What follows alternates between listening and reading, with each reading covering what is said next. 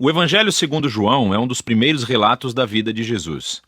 E aprendemos no final do livro que vem de um dos seguidores mais próximos de Jesus, conhecido como o discípulo que Jesus amou.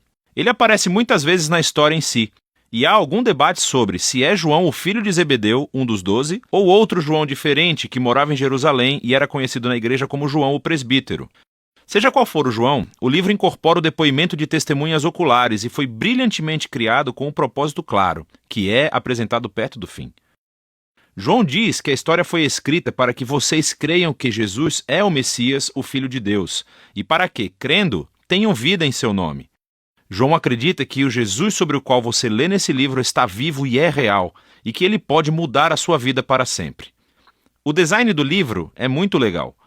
A primeira metade começa com um poema e um conto, que é seguido por um grande bloco de histórias sobre Jesus realizando sinais milagrosos que causam um aumento gradual de controvérsia. E tudo isso culmina no seu maior sinal, a ressurreição de Lázaro, que cria a maior controvérsia, quando os líderes de Israel decidem matar Jesus. E isso inicia a segunda parte do livro. Esses capítulos se concentram na última noite e nas últimas palavras de Jesus a seus discípulos, que são seguidas por sua prisão, julgamento, morte e ressurreição. O livro conclui com um epílogo. Neste vídeo, vamos nos concentrar na primeira metade. Então o livro começa com uma introdução de duas partes. Primeiro, um poema que começa, no princípio, a palavra já existia. Uma referência óbvia a Gênesis 1, quando Deus criou tudo com a sua palavra. Agora, as palavras de uma pessoa são diferentes dessa pessoa, mas também são a personificação da mente e da vontade dela. Assim, João diz que a palavra de Deus estava com Deus, o que é distinto. E ainda assim, a palavra era Deus, e isso é divino.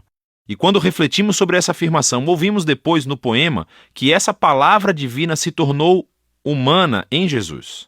Então João parte das histórias do Êxodo, afirmando que Jesus era o tabernáculo de Deus no nosso meio.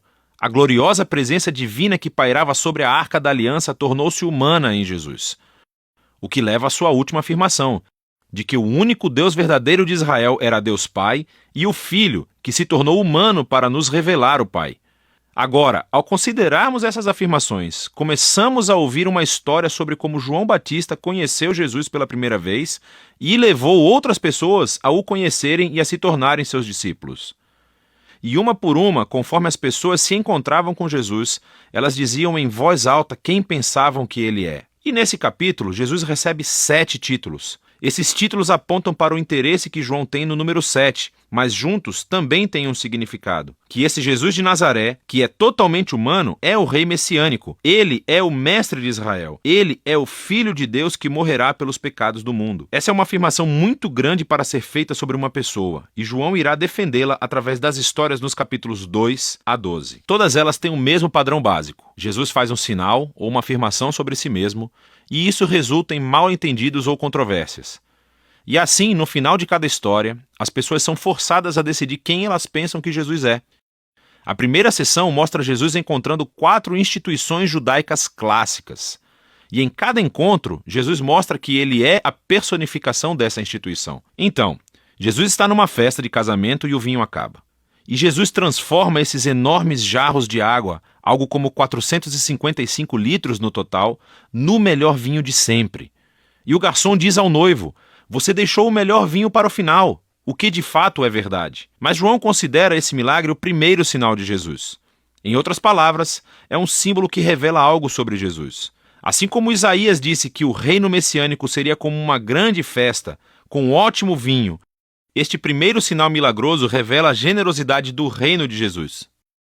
Em seguida, Jesus vai ao Templo de Jerusalém, o lugar onde o céu e a terra deveriam se unir e Deus se encontraria com seu povo. Jesus afirma sua autoridade sobre o templo, acabando com os vendedores e interrompendo as ofertas de sacrifício. E quando os líderes do templo o ameaçam, ele diz: "Destruam esse templo, e eu o erguerei novamente em 3 dias. Jesus afirma que sua morte sacrificial será o lugar onde o céu e a terra realmente se encontrarão.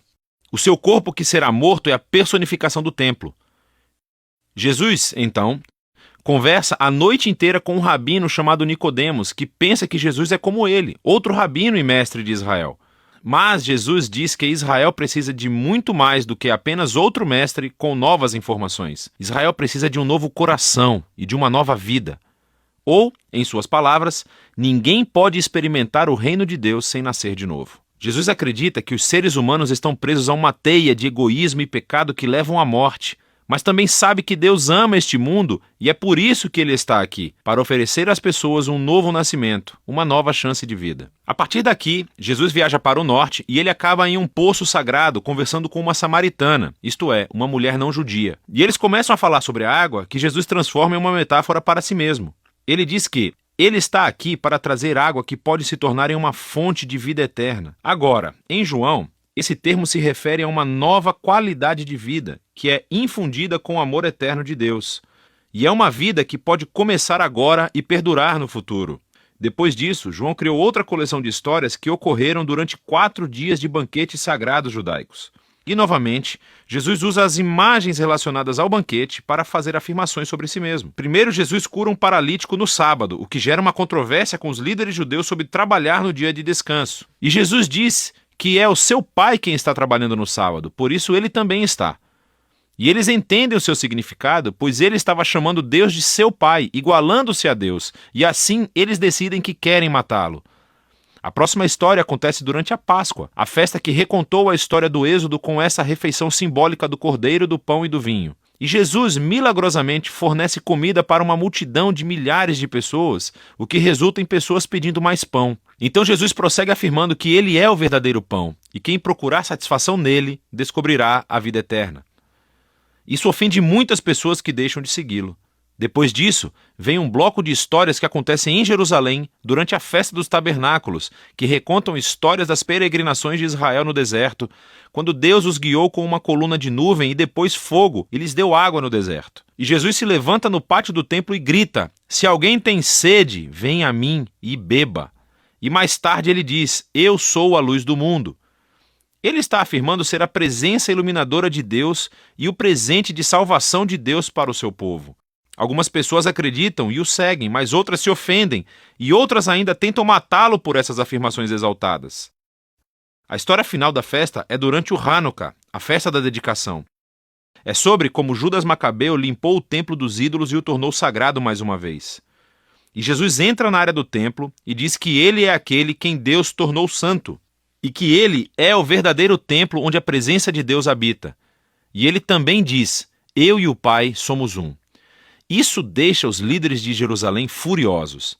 Eles criam um plano para matar Jesus e então ele se retira da cidade. Enfim, todos esses conflitos culminam em um último sinal milagroso. Jesus descobre que seu querido amigo Lázaro está doente, mas a sua família mora perto de Jerusalém, que agora é uma armadilha mortal para Jesus. Jesus poderia ficar longe e salvar a sua própria vida, mas ele ama Lázaro. Então, quando ele ouve que Lázaro morreu, ele segue viagem para levantá-lo dos mortos. E ele o chama para a vida fora do túmulo, sabendo que isso lhe custará a sua própria vida. E a notícia desse sinal incrível se espalha rapidamente, é claro. Assim como Jesus sabia que aconteceria, os líderes de Jerusalém descobrem o que aconteceu e começam a conspirar para matá-lo. Então ele vai para Jerusalém como o rei de Israel que foi rejeitado pelos seus líderes. A primeira metade de João chega ao fim com a história sobre como Jesus sacrificou sua vida com um ato de amor pelo seu amigo.